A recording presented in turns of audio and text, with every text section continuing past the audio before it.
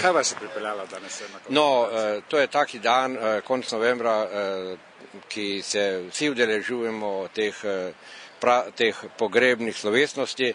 Tu pa je tudi državno obeležje, tu so talci poginuli v drugi svetovni vojni in je nekaj vrste znak, da bi morali jih obiskovati, čeprav so že zdavnaj pokojni, in nas vleče ta običaj in plus tega lepo vreme, druženje. Pri Zvezi borcev smo se seznanili in se zaobljubili, da bomo se vsako leto tu dobivali.